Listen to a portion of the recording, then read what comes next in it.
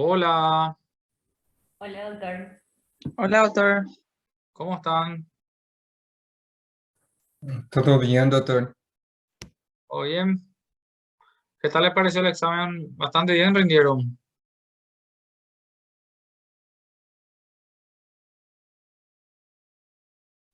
¿Qué Estuvo tal les Bien, pareció el toda examen? excelente vida. con las clases. ¿Qué pasó con las clases? Que el examen coincidió con las clases, digo que estuvo bastante bien. Bastante bien, qué bueno, qué bueno. Bastante buen rendimiento hubo. Realmente este es un buen grupo, se nota porque hay grupos y grupos cada año y la verdad que este grupo de los 3 últimos años por lo menos es el mejor grupo que creo que tuve. En el año anterior había unos grupos buenos también, pero desde que empezó la pandemia, por lejos son el mejor grupo. Entonces, ¿alguna duda? Pregunta por examen. Un alumno pidió revisión. Cualquier pedido de revisión tiene que ser a través del delegado. Por favor, no me escriban personalmente porque me es más fácil manejarme así. Un alumno pidió revisión y ahora cuando tengamos la clase de práctica, vamos a ver si hacemos esa revisión, ¿verdad? Pero solamente si alguien tiene duda de su nota. En general, bastante bien las notas. Voy a empezar a compartir la pantalla. ¿Están viendo la pantalla? Sí, doctor, Sí, se ve. doctor. Sí, Hoy empezamos con la nariz. Ya, todo lo que fue el primer parcial es oído y el segundo parcial entraría todo el resto que es nariz, amígdala, cabeza y cuello, glándulas salivales, laringe, cefalea, el rollete de cosas entra después, todo en un segundo parcial.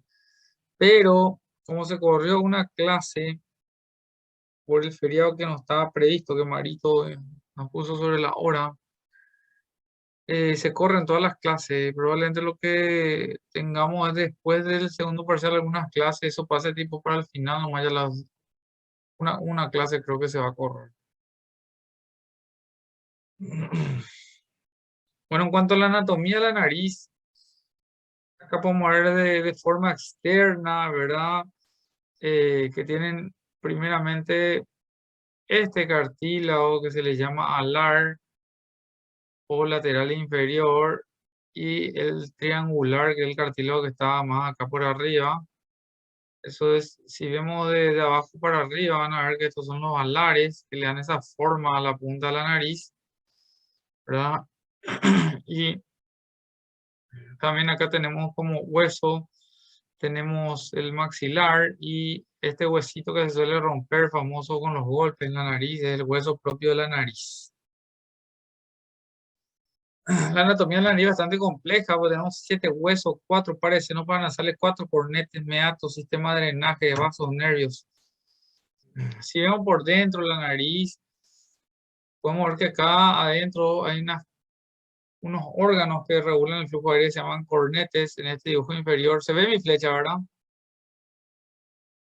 Sí, ¿Se doctor, ve se mi ve. flecha? Bueno, tenemos estas carnes que regulan el flujo de aire, que son los cornetes inferior, medio y superior. Estas son las paredes laterales, la fosa nasal. En el medio tenemos el tabique, que es esto. El tabique divide en dos la nariz, ¿verdad? El tabique de esta lámina está en el medio que le divide en dos a la nariz.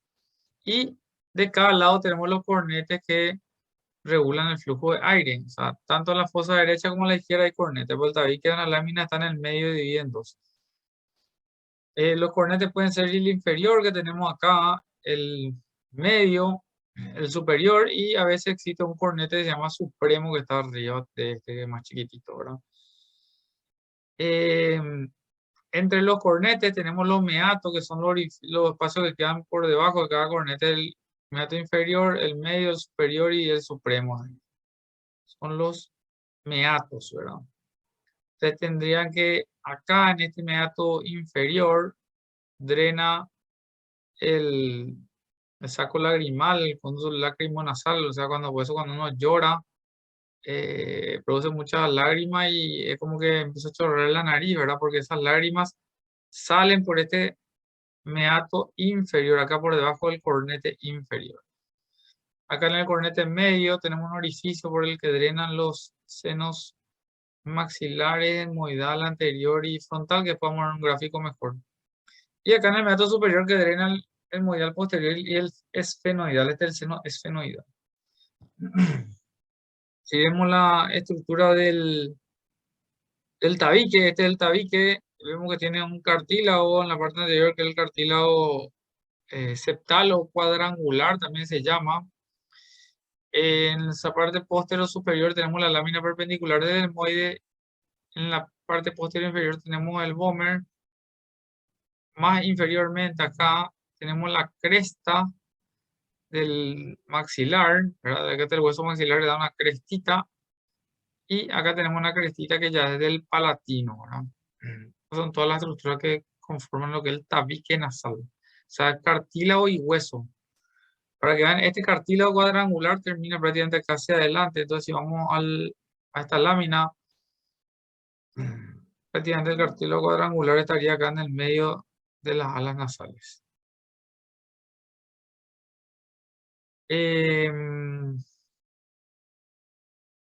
Si vemos en este gráfico, acá pueden ver en un corte sagital, pueden ver lo que es el seno frontal que está al nivel mismo a la frente. Los senos etmoidales que están entre los ojos, el frontal está por arriba, los ojos por adelante, esto está entre los ojos. Y el esfenoidal que ya está más posteriormente. Después tenemos, si miramos acá de frente, podemos ver el seno frontal, acá los etmoidales que fíjense que están entre los ojos y los maxilares que están debajo de los ojos. ¿Se entendió? Para que vean de vuelta este corte, esto sería un cornete inferior. Acá el medio se cortó, el superior se cortó para poder mostrar los senos. Y esto que sería, que estaría acá, ¿qué sería esto que está en la rinofaringe acá atrás? Esta masa tejido linfoide que crece acá, eso le crece a los niños que Amígdalas. en realidad acá están lo que le llamamos amígdalas, está acá en la garganta, acá en la rinofaringe están los adenoides. Pero estuviste bien. Bueno, los senos paranasales se clasifican en dos grupos. Están los anteriores, que son el frontal, maxilar y el etmoidal anterior, y ellos drenan en el meato. ¿Cómo se llama este meato? El meato que está entre el cornete inferior y el medio se llama meato medio. Entonces esos senos anteriores, esto es muy importante, tienen que dominar, drenan en el meato medio. Porque si acá hay un pólipo que tapa, va a afectar solamente ese drenaje. Y después hay un grupo de senos posteriores que son el etmoidal posterior y los esfenoides que drenan en el meato superior, más o menos acá drenan. Entonces, ¿qué pasa si, por ejemplo, hay un pólipo acá? ¿Qué sinusitis van a tener? ¿Qué senos van a estar afectados si tienen un pólipo acá en el meato medio? Un tumor que crece. ¿Qué senos creen que van a estar afectados?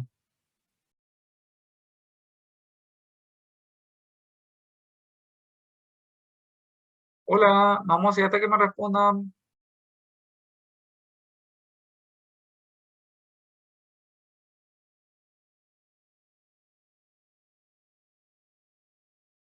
Nadie responde. Suspendemos la clase. O nadie está en la clase.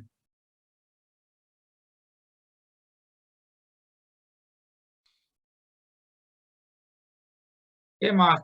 ¿Cuáles son los senos que drenan en en el meato medio? Acá. Acá en el meato medio drenan. ¿Cuáles senos? El frontal, el maxilar y el etmoidal. Frontal, maxilar y etmoidal. Entonces, esos van a estar con pus, porque no va a poder salir, porque todo esto tiene un cañito que drena ahí, ¿verdad? Si embargo se ve un tumor o algo que crece acá, van a estar afectados el etmoides posterior y el esfenoides. En cuanto a la embriología, ya esto es algo que tienen que acordarse por vida, porque he tenido casos de, de médicos que te envían un, un paciente de 1 año de edad, ¿verdad? Que te dice que tiene sinusitis del frontal, ¿verdad? Usted tiene que saber que al nacimiento el seno frontal está ausente, también el esfenoidal, ¿verdad? O sea, solamente están presentes el maxilar y el etmoidal. A los 5 o 6 meses de edad gestacional y los 10 meses respectivamente se van formando, ¿verdad? Entonces, los únicos senos presentes son el etmoidal y el maxilar al nacer. No se puede tener una sinusitis ni frontal ni esfenoidal al nacer. ni en los primeros años de vida tampoco. Este estaba muy bueno, este gráfico. Ustedes pueden ver, este es un corte coronal, este sería, acá estaría el ojo, ahí está el cornete inferior, cornete medio, y este es el seno maxilar que apenas está desarrollado al año. A los 2 años tiene más o menos este tamaño, y a los 3 años tiene este tamaño, y más o menos con los años alcanza su edad, su tamaño de la edad adulta. Fíjense el seno frontal. A los 4 años, recién es esto. A los 5 años, 6 años, 7 años apenas está formado. A los 8, a los 9 años recién más o menos alcanzando su forma definitiva. Este por último es el seno esfenoidal. A los 1, a los 2, a los 3 años, a los 4 años, 5, 6 años. Esto sería la silla turca que más o menos se mete ahí. O sea que se dan cuenta que uno no nace con todos los senos paranasales formados. Acá se tienen cortes coronales para mostrarse justamente en un bebé, ¿verdad? Como acá, pero antes del hueso frontal no hay seno frontal formado todavía, ni tampoco hay senos esfenoidales, ¿verdad? Acá muestra diferentes etapas, muestra el nacimiento, esto es el nacimiento, fíjense, el nacimiento están por, los frontales no están, los hemodiales sí, los esfenoidales tampoco, ¿verdad? Después muestra a los 1 año, a los 5 años y a los 10 años, ¿verdad? Entonces van a ver que después como el frontal de no estar va apareciendo alguito, ya crece más y después ya crece más. Lo mismo los hemodiales que sí siempre estuvieron y se van agrandando más nomás y los esfenoidales de no estar empezaron a aparecer. Bueno, si vemos la estructura ósea de la fosa nasal, esta es la pared lateral, ¿verdad? Vemos que gran parte está formado por el maxilar. Después también acá tenemos el hueso palatino que forma su parte posterior inferior. Y ya el efenoide más posteriormente, ¿verdad? Que está en naranja. Tenemos el cornete inferior, que es un hueso independiente de todos los demás huesos. Esto es muy importante, le puedo preguntar, ¿verdad? Porque el cornete inferior es un hueso independiente, sin embargo, el cornete medio, el superior y el supremo dependen del etmoide. Son estructuras anatómicas que forman parte del etmoides. Y acá arriba tenemos el techo de la nariz, que sería la lámina cribiforme. Justamente cribiforme porque los fascículos del nervio olfatorio, que es el primer par, van penetrando varias fibras. Acá van haciendo varios agujeros para que estas fibras terminen en esta parte superior y den el olfato. Acá tenemos el hueso lacrimal, ¿verdad? Y eh, por último tenemos la rama montante o proceso frontal del hueso maxilar, ¿verdad? Y este que es el hueso propio nasal y este que es el hueso frontal. Estos son los cartílagos, el cartílago lateral superior, lateral inferior, el lateral inferior que le llamamos alar y el lateral superior que le llamamos también triangular. Bueno, ¿alguna pregunta hasta ahí?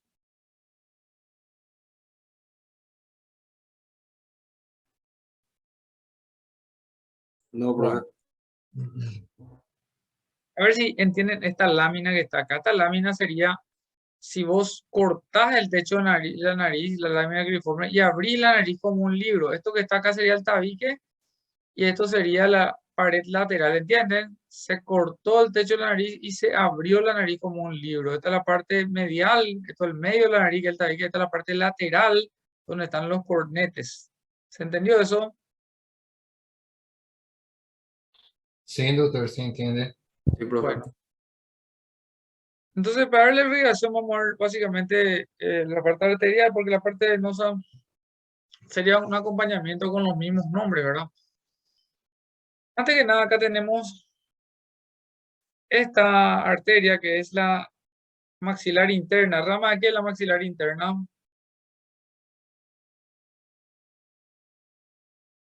De la carótida externa, ¿verdad? La carótida externa de la maxilar interna. La maxilar interna da múltiples ramas. ¿Cuántas ramas tiene la maxilar interna? Su trayecto acá se mete y termina acá con su rama terminal, que es la esfenopalatina. Esta arteria que es la esfenopalatina, que es la rama terminal de la maxilar interna, es una arteria de gran calibre, que cuando esto sangra, el paciente le sangra a chorro, disparan jet, sale la sangre por la nariz. Esta arteria da una rama nasoseptal que viene acá y irriga el tabique, y también da una rama lateral, posterolateral nasal, se llama, ahora que irriga todo lo que son los cornetes y pared lateral, ¿verdad? Esta es la arteria más grande de la nariz. Después tenemos acá también la emergencia de las arterias hemoidales anterior y hemoidal posterior. Las arterias hemoidales son ramas de la oftálmica. Y la oftálmica, a su vez, viene ¿de dónde? De la carótida interna. ¿Se dan cuenta cómo acá la nariz tiene una conjugación de ramas terminales? Tanto la carótida interna que da la oftálmica, y la oftálmica a su vez da las arterias hemoidales, y también de la carótida externa que da la maxilar interna termina en la esfenopalatina. Esto tienen que dominar eso. Y fíjense que acá hay una gran confluencia, en realidad sería acá en el tabique, hay una gran confluencia. Fíjense cómo están todas estas terminaciones acá de ramas arteriales. Este es el punto en el que más suele sangrar la nariz, sobre todo en los niños, ¿verdad? Este que se llama el área de Kieselbach, porque hay una confluencia de terminaciones, tanto, fíjense, la almohadal anterior que da acá, la nasoseptal que también da estas ramas, y la arteria del subtabique. O sea, la convergencia de todo esto forma el área de Kieselbach, que es el área que más suele sangrar en la nariz, por lo menos con más frecuencia, pero menor cantidad. En los adultos suele sangrar más la terminación de la almohadal anterior o la esfenopalatina, que cuando sangran son terribles. Y las venas, fíjense algo interesante, las venas. Las venas siguen la misma trayectoria de las arterias. Ahora, ustedes saben que cuando hay una infección en la nariz, no sé si nunca vieron a alguien que se le formó un granito en la nariz, se le infecta, es horrible, duele muchísimo. Todo el área de la nariz se le llama triángulo de la muerte, porque si usted tiene infección acá, esto puede drenar eh, por las venas hemoidales anteriores, llegan a la vena eh, orbitaria, y la vena orbitaria va a terminar en la maxilar, va a terminar intracerebralmente, y eso puede dar una meningitis, ¿verdad? Pues es un área muy delicada, no hay que explotar los granitos infectados que puedan estar en la nariz. Bueno, área de Kieselbach, entonces está formado por la confluencia del subtabique, nasoseptal y hemoidal anterior. Se encuentra en la región anterior del tabique. En cuanto a la inervación, tenemos una inervación bastante compleja. Está la sensitiva, que está dado por el quinto par, la primera rama del quinto par que va acá, y también la segunda rama del quinto par que termina, acuérdense que la primera rama termina a nivel del orificio supraorbitario y la otra termina infraorbitario. Estas terminaciones son importantes porque acá habría que infiltrar, cuando uno quiere anestesiar esta parte externa de la cara, para hacer una reducción, hacer una fractura, por ejemplo.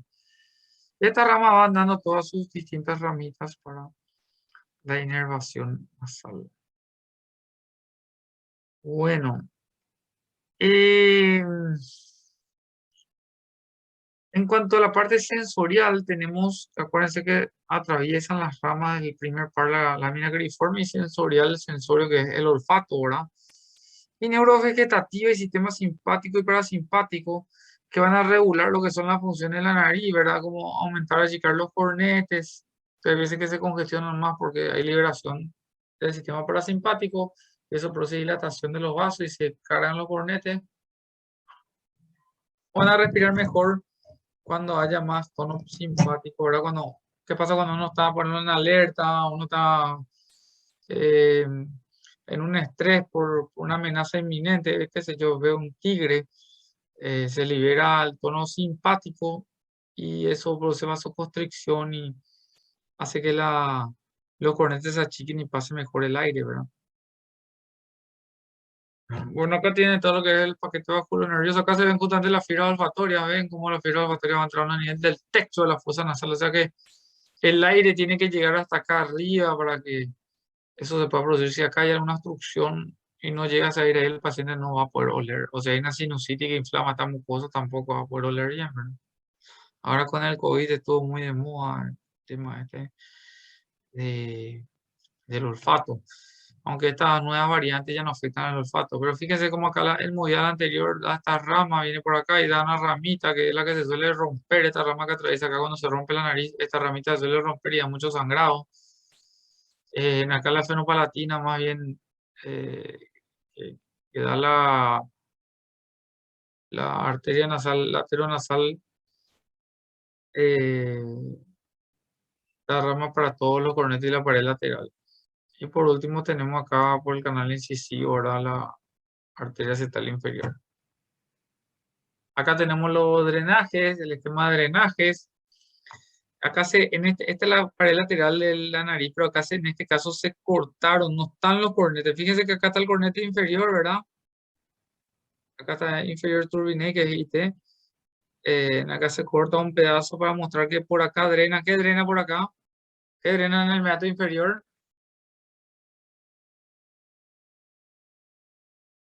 No, en el meato inferior que era que drenaba cuando lloramos.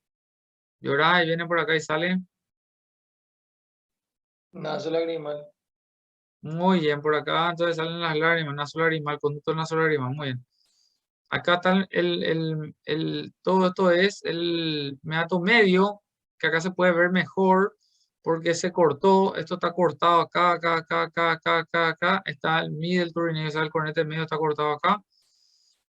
Y acá se ve una estructura que se llama la bulla moidal, este es el receso semilunar, y esto es lo que se llama la apófisis unciforme. Nosotros cuando en cirugía entramos con una cámara para abrir esto, tenemos que abrir esta apófisis unciforme. Una vez que abrimos esta apófisis unciforme, nosotros podemos ver el seno maxilar ya por dentro. Acá es el seno maxilar por dentro. Nosotros entramos con cámara, operamos todo con cámara hoy día, ¿verdad? Entonces, a nivel de este espacio drenan tanto el seno frontal, el moide anterior y el seno maxilar. Estas tres cosas drenan el meato medio. Y por último tenemos el meato superior, donde drena el esfenoides y donde drena el etmoides posterior. El etmoide anterior, la parte más anterior del etmoide, y el etmoide posterior, la parte más posterior. Como uno sabe en la tomografía la diferencia, que acá se suele ver la apófisis Crista-Galli y cuando desaparece la apófisis Crista-Galli sabemos que estamos en el etmoide posterior. Bueno, ¿alguna pregunta hasta acá? No, profe. Bueno, los senos etmoidales están aquí entre los ojos, están presentes al nacimiento, puede ser anterior o posterior. Y en las relaciones les dejo, para no ser tan aburrida, larga la clase, les dejo que lean ustedes, ¿verdad? Por arriba tenemos la fosa craneal, por abajo la fosa nasal, lateralmente tenemos los ojos. Les dejo para que ustedes vayan viendo eso, ¿verdad? Acá, por ejemplo, se ve, para que tengan una idea de la relación lateral nomás, fíjense, este es el cerebro acá. Estos son los senos hemorroidales, estas cavidades que están acá. Y estos son los ojos. Nosotros muchas veces entramos a trabajar acá y tenemos menos de 1 milímetro de espesor que nos separan del cerebro. Muchas veces podemos entrar al cerebro, es una fístula líquido cefalorraquídeo y hay que reparar. Entonces, es un área muy delicada, ¿verdad?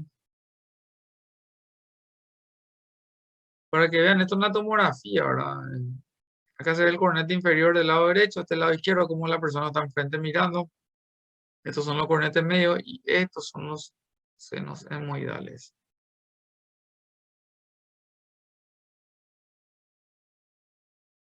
Bueno, acá para que puedan ver nomás las arterias hemorroidales cómo salen. Acá se ve perfectamente una disección, está hermoso, son las ambas arterias hemorroidales. Fíjense que acá tenemos la arteria oftálmica y esta arteria oftálmica da lo que sería la hemorroidal anterior, que se mete en la parte anterior del hemorroide, y la posterior, que se mete en el hemorroide posterior. Estas arterias son muy importantes porque hay veces que pueden sangrar, entonces nosotros tenemos que entrar con cámara por dentro de la nariz y secar todo y poder cauterizar para parar el sangrado. Así es como se ve en un cadáver del complejo osteomeatal. Fíjense toda la cantidad de orificios que hay acá por lo que drena el seno frontal, hemoidal, maxilar, varios orificios que convergen en esa parte del meato medio. Fíjense que si hay una patología acá, fíjense abajo a la izquierda, hay una patología que obstruye esto, se va a afectar todo lo que es el seno maxilar, hemoidal y frontal. ¿Entienden? Si yo una sinusitis en la que estos tres senos están afectados, probablemente haya algo acá que le esté taponando. ¿Se entiende?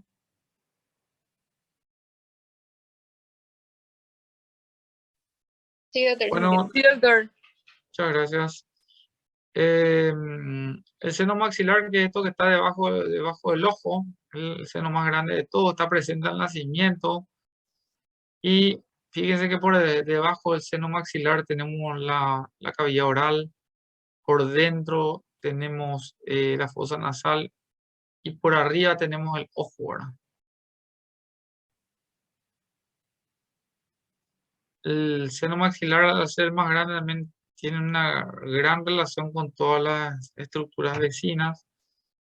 Acá se ve el seno maxilar desde afuera para adentro, ¿verdad? Y ahí se ve el drenaje, como drena la fosa nasal.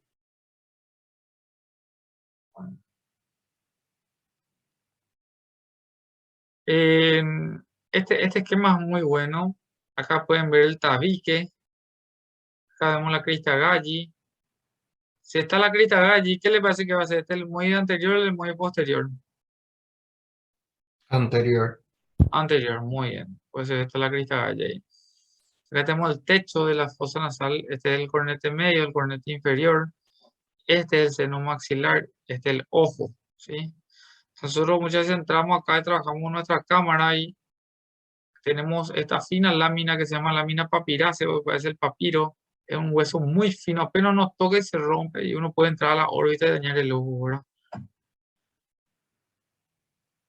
Acá se ve una disección anatómica del ducto nasolacrimal, ven cómo acá drena. Esto en realidad es todo cortado, se entró por dentro de la fosa nasal y se cortó tanto el cornete inferior, esto que está acá abajo, el cornete inferior, ¿verdad? Y esto es la pared lateral de la nariz y eso se hizo una disección para mostrar cómo llega hasta ahí.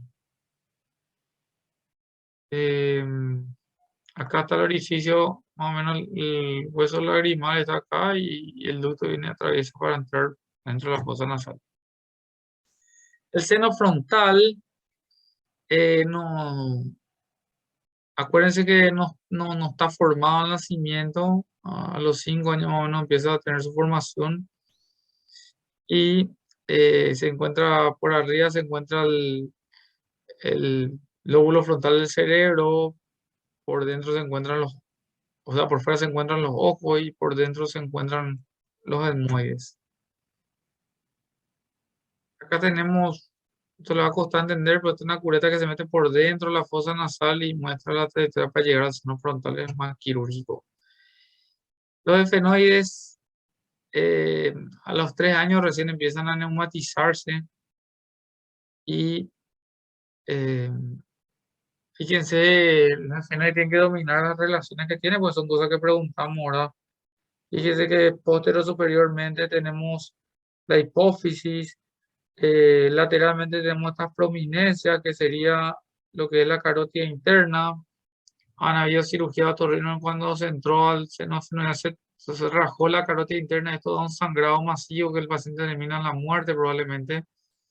Acá tenemos el quiasma óptico, los nervios ópticos que pasan a ambos lados, lateralmente al efenoide. El seno cavernoso tenemos acá, ¿verdad? O sea que el seno fenoidal tiene un relacionamiento importante con órganos vitales, ¿verdad? Um, a ver, acá muestra nomás, si uno entra a la fosa nasal, el seno más posterior y profundo sería el esfenoidal. Y este es orificio de drenaje, entonces muestra alguna probeta, a ver cómo se ingresa, ¿verdad? Bueno, en cuanto a la histología de la mucosa nasal tiene epitelio respiratorio. como todo epitelio respiratorio, entonces tiene células cilíndricas ciliadas, ven acá las cilíndricas ciliadas y cilíndricas no ciliadas, ¿verdad? Como ser las caliciformes, por ejemplo. También tiene una membrana basal sobre la cual descansan y tiene también glándulas submucosas. Acá se puede ver una foto del microscopio electrónico de los cilios. Esos cilios va a tener este moco. Fíjense que acá tenemos el moco, que tiene una capa superficial y una profunda. En la profunda más bien hay anticuerpos que nos defienden de las infecciones y en la superficial más bien algo más soluble que arrastra todas las partículas que se meten con el aire, como ser los pólenes, polvo, virus, bacterias. Entonces, la capa superficial atrapa esas partículas y la profunda tiene más bien encima anticuerpos y células inmunes. En cuanto al transporte ciliar, acá tienen la estructura de los cilios. Ustedes tienen que comprender esto, que los senos, acá vamos a dar un corte axial y vemos los senos frontales, vemos los hemoidales y vemos los esfenoidales. Todos estos cilios le dan una dirección al moco siempre hacia el ostium. Este orificio es el ostium. Acá vienen los cilios y baten hacia acá. Acá vienen los cilios, baten hacia acá. En el esfenoide los cilios baten hacia acá. Antes, por ejemplo, se entraba y se drenaban los senos. Por ejemplo, qué sé yo, se le hacía un orificio acá al frontal, se le hacía un agujero por afuera y se drenaba porque la sinusitis seguía, porque lo que hay que abrir siempre es el ostium principal de drenaje que hace donde baten los cilios. Entonces acuérdense que tienen una dirección de drenaje y siempre van hacia las coanas, pues finalmente esto termina llevando el moco a las coanas, que es la parte posterior de la fosa nasal. Bueno, cuanto a la fisiología, tenemos 4 funciones importantes que tienen que dominar en cuanto a la función nasal. La ventilatoria, que consiste en que pase el aire a través de la nariz, ¿verdad? Que se ventile. La olfatoria, que consiste en olfatear los olores, que estaba, como dijimos, por el primer par. La reflexógena, hay una infinidad de reflejos nasales que van a poder ver más detalladamente después en su diamante. Y la fonatoria, que nos permite hablar, ¿verdad? Porque la resonancia que se produce en la fosa nasal también da un cierto timbre de voz. O sea, si uno tiene la nariz tapada, cambia el timbre de voz. Y uno ya se da cuenta, che, está congestionado, che, está gripado, le decía al lado, porque también influyen en el sonido. Los reflejos, ¿verdad? Nasoglóticos puede producirse un espasmo en la glotia al inspirar un olor muy, muy intenso y agresivo. Nasoestornutorio, que es lo que nos hace estornudar, ¿verdad? Cuando tenemos un químico irritante o cambio de temperatura.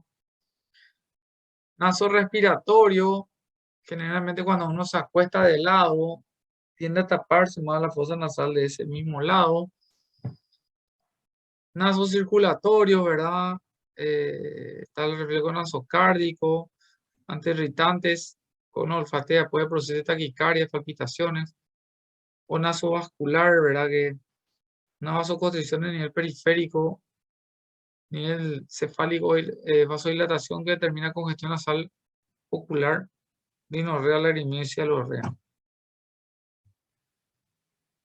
Bueno, en cuanto a la resistencia nasal, es muy importante que entiendan que la nariz, solamente la nariz, da un 30-50% de la resistencia aérea total. O sea, de que el aire entra a la nariz hasta que llega a los pulmones, la mayor parte, prácticamente la mitad de la resistencia está solamente en la nariz. El resto, la otra mitad se distribuye por todo el resto de la vía aérea, ¿verdad?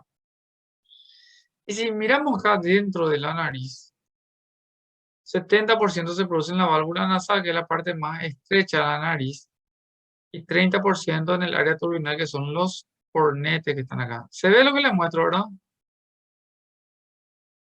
¿Se Sí, ve mi profe. flechita? ¿Se Sí, ve, verdad? profe. Porque me sale Sí, como una doctor. cruz. Me sale como una cruz ahora.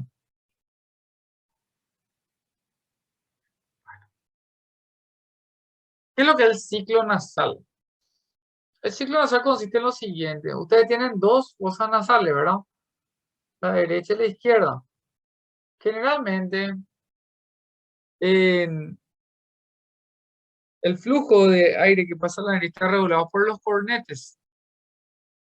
Los cornetes son unos tejidos esponjosos tipo el pene, ¿verdad? Que cuando se llenan de sangre se agrandan y cuando se vacía se achican. ¿Para qué sirve eso? Para que cuando, por ejemplo, el aire está frío, el cornete se agranda y tiene más superficie de contacto. Y al tener más superficie de contacto, al tener más superficie de contacto, puede calentar mejor el aire. ¿Para qué sirve que caliente mejor el aire? Que ustedes saben, como estudian en fisiología, que para que se produzca una correcta hematosis. ¿Qué es la hematosis? Ahora porque me responde, pues ya hablé demasiado. Intercambio gaseoso. Intercambio gaseoso en el pulmón, muy en los alveolos, ¿verdad? Así mismo. Para que haya una buena hematosis, para que sea eficiente esa hematosis, el aire tiene que llegar con una humedad de más del 90%, y tiene que llegar con una temperatura de cerca de 37 grados. Ustedes se van a dar cuenta que cuando ustedes están congestionados, por ejemplo, por algún resfrío o por algún cambio de tiempo, y hacen ejercicio, se cansan demasiado, se respiran por la boca, ¿verdad? ¿No les pasa eso? ¿No se acuerdan? Sí, profe, me replicando. Pasa que cuando nosotros respiramos por la nariz, tenemos esos órganos voluminosos que son los cornetes, que lo que hacen es aumentar la superficie de contacto. Al aumentar más la superficie de contacto pueden humedecer y calentar mejor el aire. Y al humedecer y calentar mejor el aire, este puede llegar con más humedad y temperatura, y eso favorece una buena hematosis. Si no respiran por la nariz, respiran por la boca, y la boca no puede dar suficiente humedad y temperatura al aire como para que llegue con esas características. Entonces tenemos lo que se llama el ciclo nasal, en el que de repente el cornete de un lado se agranda mientras el otro se achica. Ese ciclo nasal dura de 2 a 5 horas. Varía con la persona, porque antes suele ser más o menos fijo. Y así que entre 2 y 5 horas pasan para que un cornete se haya agrandado, el otro se haya achicado, y después el que estaba chico se agrandó y el que estaba grande se achicó. El flujo a cada fosa nasal pasa de un máximo a un mínimo, correspondiendo el momento de mayor pase de aire con el de menor grado de vasoconstricción fisiológica de dicho siglo. O sea, ¿qué pasa? Que cuando hay mayor grado de vasoconstricción, cuando más cerrados están los vasos de un cornete, estos van a estar chicos, y entonces el aire va a pasar al máximo, ¿verdad?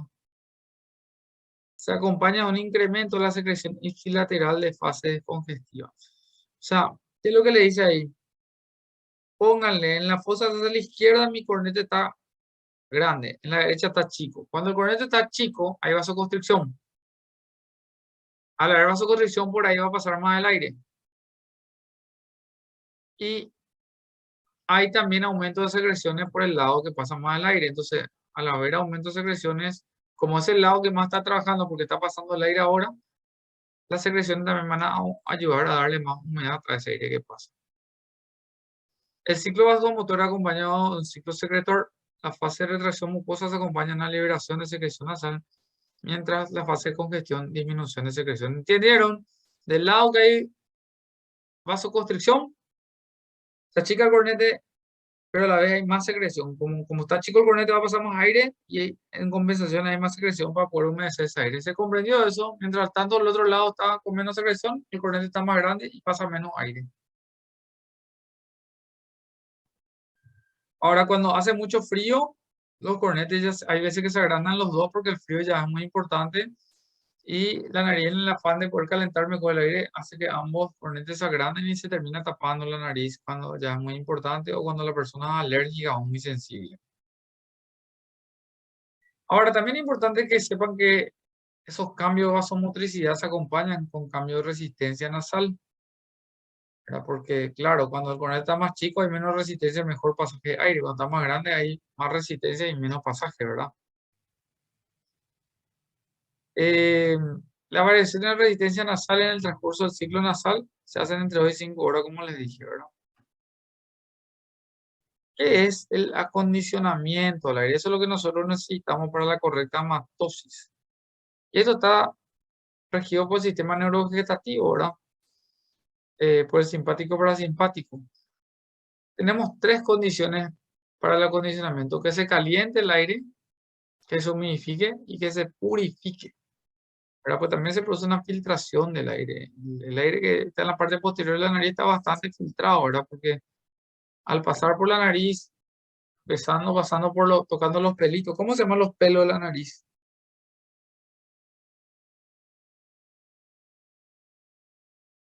Bueno, de tarea vamos a ver cómo se llaman los pelos de la nariz.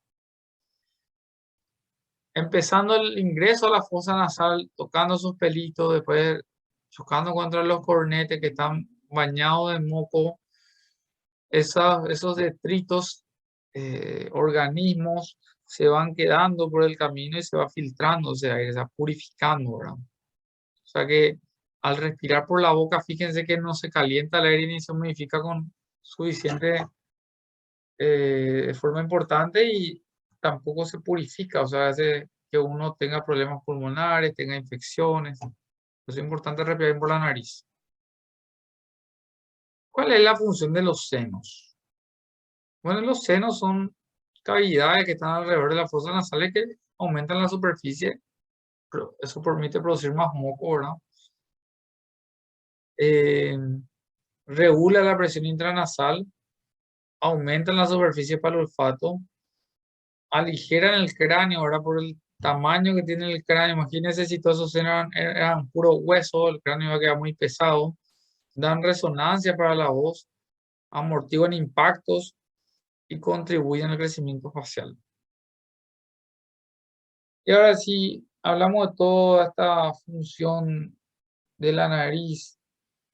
Vamos a pasar a lo que es la insuficiencia ventilatoria nasal. ¿Qué es la insuficiencia ventilatoria nasal? Cuando no pasa bien el aire por la nariz. Eso es simple. Cuando pasa suficiente aire.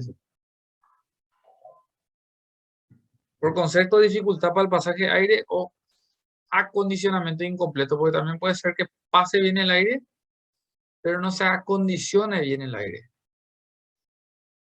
Y tenemos una clasificación ahí que puede ser cualitativa o cuantitativa. Insuficiencia ventilatoria nasal cualitativa. Y como es de cualidad, se afecta al acondicionamiento en este caso. Puede ser causa extrínseca, temperatura muy baja, inferior a 8 grados, y temperaturas mayores a 40 grados. Si ustedes alguna vez estuvieron en el frío extremo, van a ver cómo ya uno se cansa enseguida porque se pierde ya la nariz, pierde la capacidad de acondicionar ese aire. Entonces,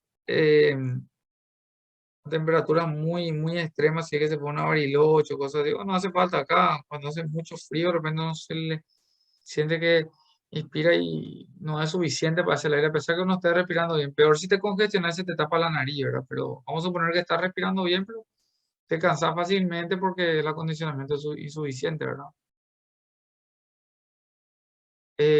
Una humedad inferior al 30%, o sea, un aire muy seco, y contaminación del aire por polvo o gases, ¿verdad? Si estamos en un lugar en el que hay mucho polvo o muchos gases, no va a poder ser bien acondicionado el aire. Y causas intrínsecas, enfermedades congénitas como mucoviscidosis, la alergia, ¿verdad? Porque la alergia hace que se inflame la nariz, entonces quizá la nariz pierde su funcionalidad.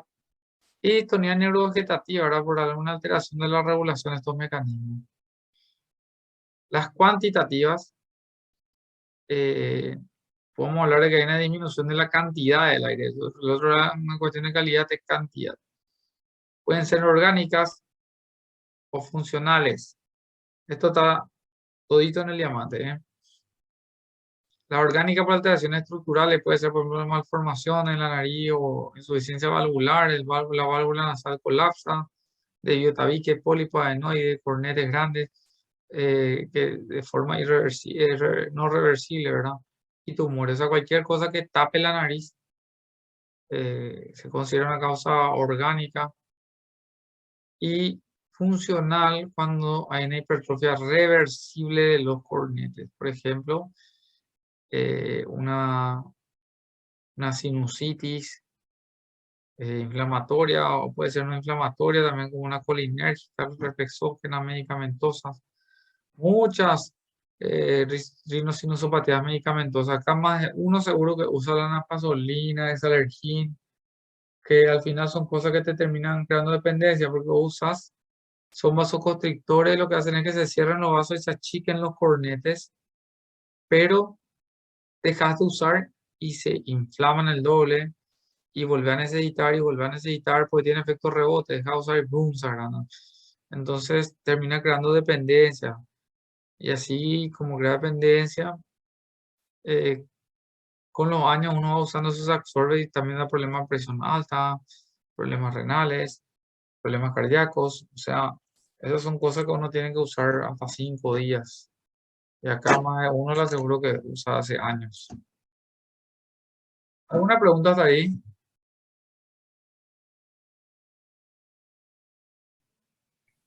Por mi parte, ninguna, doctor.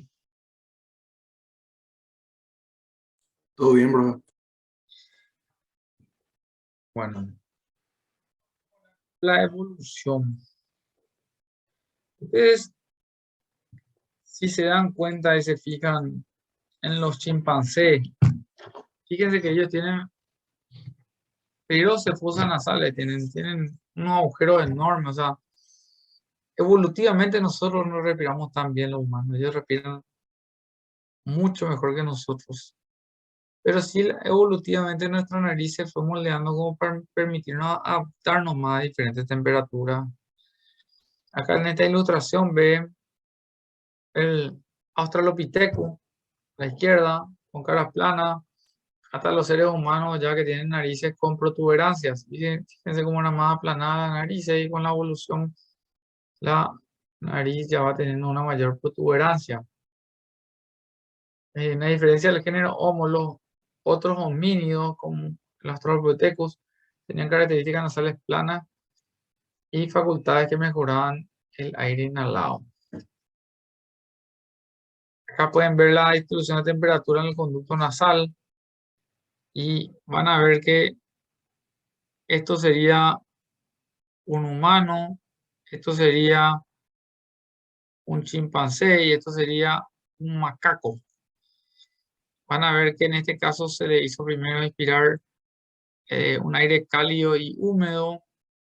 Fíjense cómo ellos ya llegando acá a la mitad de la fosa nasal calientan mucho mejor el aire. Acá se le hizo con frío y seco. Ellos tienen mayor capacidad de calentar ese aire en lo que es la nariz, ¿verdad? Y por último, en condiciones calientes y secas, ¿verdad?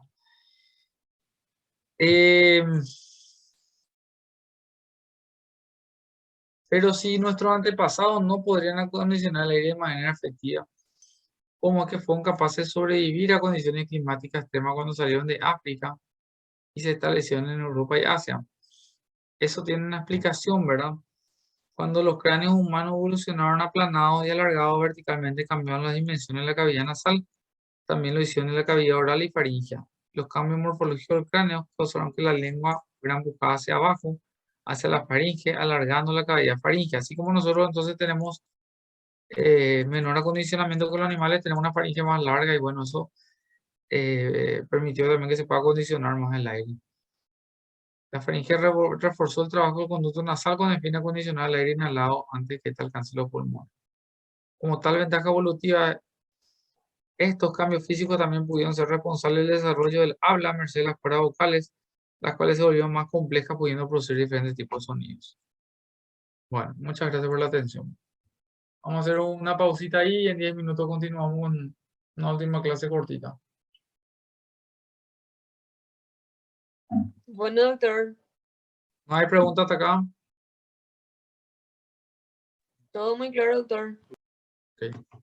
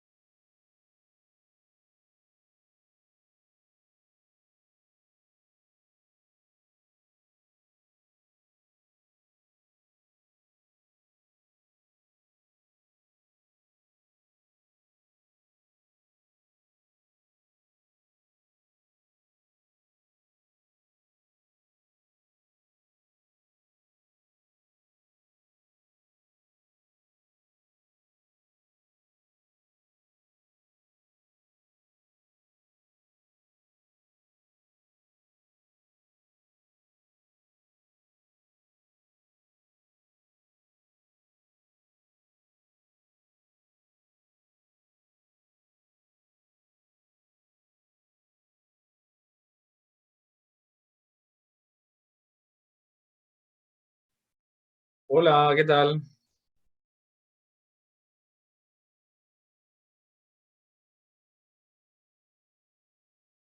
Hola, ya estoy de vuelta. Doctor, estamos Hola, acá. doctor. Estamos. Están todos en la China. Y puede ser, doctor. Bueno, tengo que ir para llamar la lista después. Veo que están diciendo presente. No sé dónde dicen presente. Acá en el chat dicen presente. ¿Cómo el tema? Sí, así Voy a, es. Pero algunos voy a- doctores hacen la lista también. voy a ver para llamar la lista yo. Ahora un poco. No recuerdo ni cómo se hacía eso. Mientras tanto, le voy a poner ahí el programa que tengo. Este es. Lo voy a poner para compartir.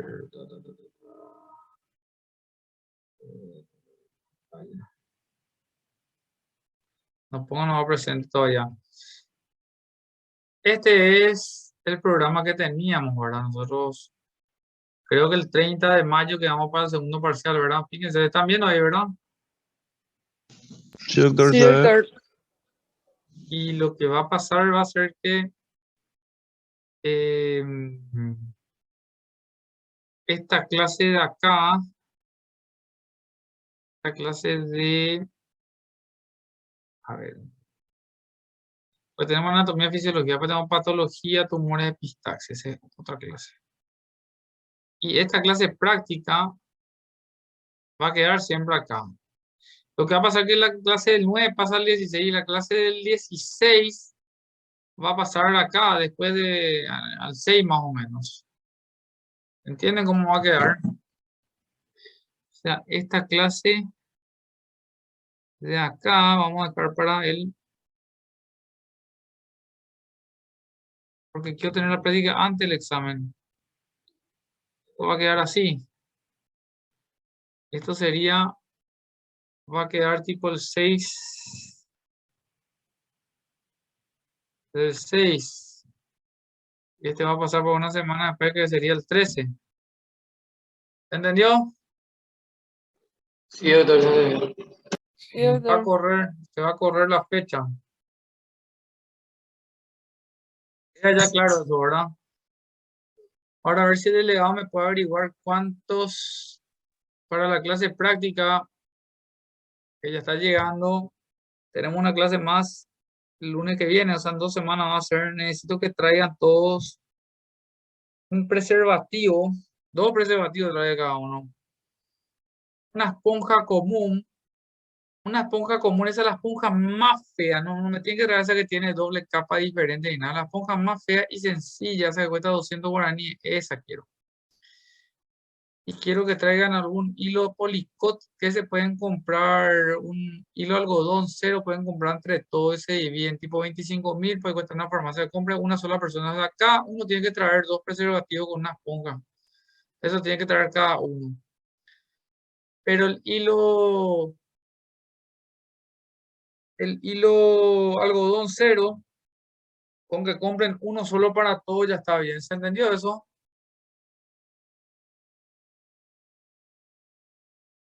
Sí, profe. Sí. ¿Qué tienen que traer? La esponja, preservativo y hilo.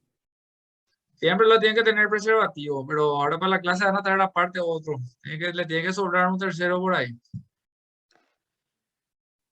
Bueno, y la esponjita común. Bueno, está entonces, esto queda así, ¿eh? Ya le voy a guardar. Doctor, vamos a tener 2 clases prácticas, ¿cómo es? No, Porque ahí una ya configura, tuvieron. sí, porque configura día 9, que es hoy. En la próxima semana, Ahí falta, profe, cambiarle a la clase de anatomía la fecha. Poner ahí 9 y al otro ponerle 16. Ahí está, perdón. Gracias. Ahora está bien, sí, ¿verdad? ok, ok. Ya, no te enojes más.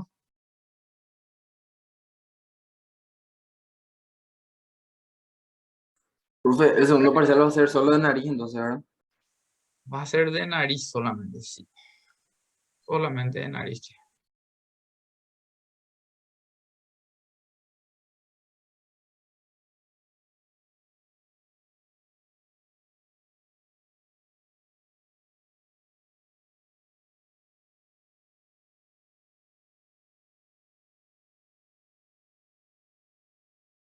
semanas antes del final, demasiado tiempo y acá un tercer parcial que sea para hacer para